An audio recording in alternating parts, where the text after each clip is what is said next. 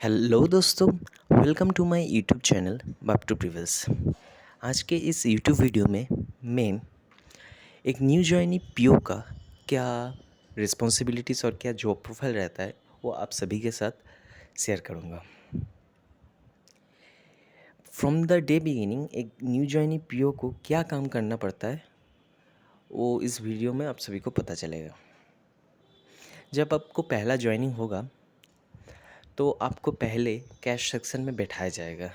हाँ, ये सुनने में अजीब लगेगा कि कैश हैंडलिंग काम क्लरिकल स्टाफ का ही होता है, पर आप एज ए स्टाफ आप बैंक में न्यू हैं तो आपको कैश सेक्शन में बैठाया जाएगा कि ताकि आप कैश हैंडलिंग काम को अच्छे से समझें। मतलब कैश रिसीप, कैश पेमेंट ज़्यादा दिन नहीं बैठाया जाएगा, मैक्स टू मैक्स 1 मंथ आपको बैठाया जा सकता है। उसके बाद आता है आपका मेन काम जो रहता है। आपका जो काम रहेगा ज़्यादातर वो रहेगा वेरिफिकेशन का काम। मतलब क्लरिकल कैडर का जो स्टाफ है वो जो कैश रिसीव और कैश वाउचर का काम करेंगे, उसके बाद उस वाउचर को आपको वेरीफाई करना पड़ता है सिस्टम के साथ, तो वेरीफाई करने का काम रहेगा। इसके अलावा आपका जो आपके पास आरटीजीएस एनईएफटी का जो फॉर्म रहेगा उसको वेरीफाई करना पड़ेगा कि क्योंकि बैंक में हमेशा एक काम दो बार होता है। मतलब एक मेकर का काम होता है और एक चेकर का काम होता है। एक आदमी बैंक में सब डिटेल्स एंट्री करेगा, मतलब अगर कोई आपको एनईएफटी दे के जाता है तो एक स्टाफ वो एनईएफटी का सब डिटेल्स सिस्टम में फिल करेगा और एक आदमी उस फिल्ड हुए डिटेल्स को वेरीफाई करेगा। तो पीओ का जो ऑफिसर लेवल का काम रहता है ज़्यादातर वेरिफिकेशन का रहता है। तो आपका एनईएफटी आरटीजीएस वेरीफाई करना पड़ेगा।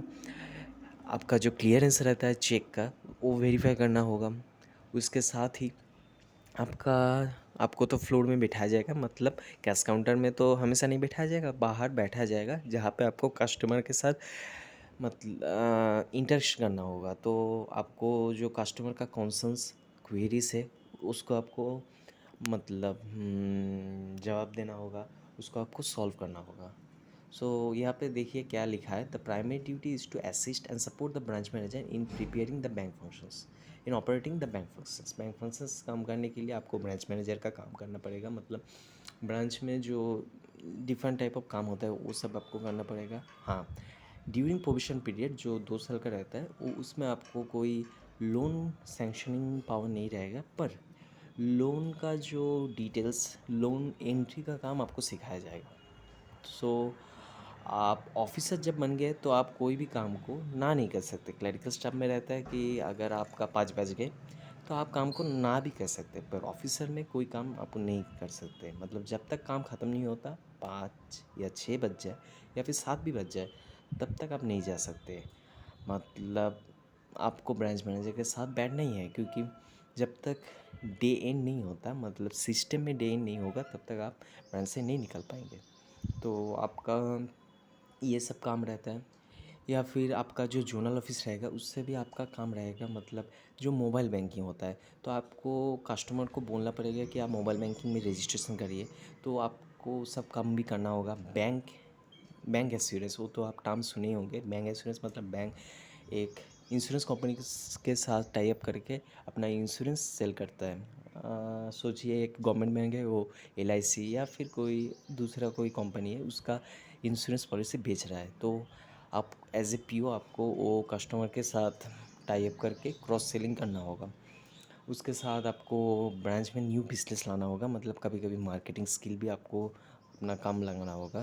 कभी कभी हो सकता है आपको बाहर जाके न्यू बिजनेस लाना हो सकता है, या फिर कोई नया जो ब्रांच है, अगर आपका ऐसे ब्रांच में पोस्टिंग हुआ है कि आपका नया ब्रांच है, 1 साल 2 साल पुराना ब्रांच है, तो हो सकता है आपको पास के शहर में जाके आपका जो डिफरेंट शॉप्स है, डिफरेंट जो मॉल्स है, वहाँ पे जाके आपको अप्रोच करना है कि हमारे बैंक से आप करंट अकाउंट खुलवाइए, सीसी खुलवाइए, कैशक्रेडिट अकाउंट खुलवाइए, ओडी लीजिए।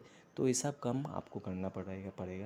पर बैंक में पहले भी मैंने जो बताया था, अभी भी बता रहा हूँ कि बैंक में काम करने का एक फ़ायदा है कि आपका सैलरी स्लिप बहुत अच्छा है, सैलरी बहुत अच्छा मिलेगा एज ए पीओ। 21 साल या 22 साल, 21 साल में तो आप पीओ का एग्ज़ाम दे सकते हैं। तो 21 साल में उम्र में आपको 50,000 का जो सैलरी मिल रहा है। इसके अलावा आपको दूसरे गवर्नमेंट सेक्टर से यहाँ पे एक आपका एक प्लस पॉइंट है कि आपका इंक्रीमेंट इंक्रीमेंट और आपका प्रमोशन जल्दी होगा। हर एक 4 साल में आपका एक प्रमोशन लग ही जाता है। और आपका जो फाइनेंशियली आप इंडिपेंडेंट बनेंगे, क्योंकि यहाँ पे लोन आपको बहुत ही डिस्काउंटेड रेट पे मिलेगा। कस्टमर जो लोन लेता है वो कंपाउंड इंटरेस्ट में मिलेगा।